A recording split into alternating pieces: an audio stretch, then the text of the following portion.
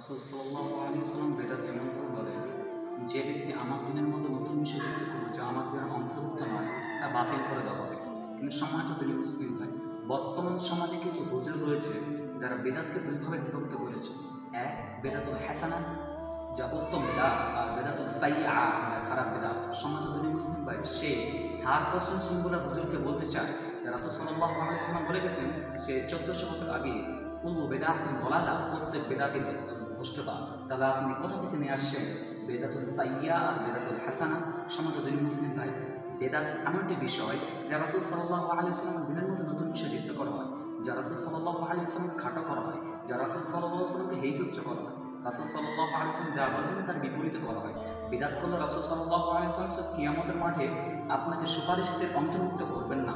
আপনি যখন বিদআত করেছেন তখন রাসূল সাল্লাল্লাহু আলাইহি ওয়াসাল্লাম এবং আপনার মাঝে একটি পর্দা দেওয়া হবে।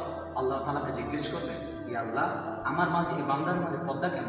সে ব্যক্তিকে মুহাম্মদ সাল্লাল্লাহু আলাইহি ওয়াসাল্লামকে বলা হবে যে আপনি মৃত্যুবরণ করার পর আপনার দিনের মধ্যে তারা নতুন বিষয় যুক্ত করেছিল।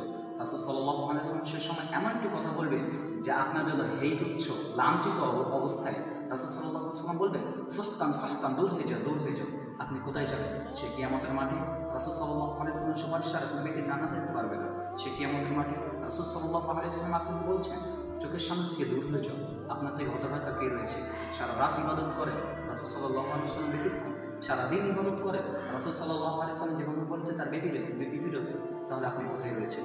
সম্মানিত মুসলিম ভাই, ইয়া আইয়ুহাত তালিব ইরজি আলা তাহতাল কুরআন ওয়া ইরজি ইলা তাহতাল সুন্নাহ লা তুশরিক বিল্লাহ ওয়া লা তুশরিক ফি ইবাদাহ।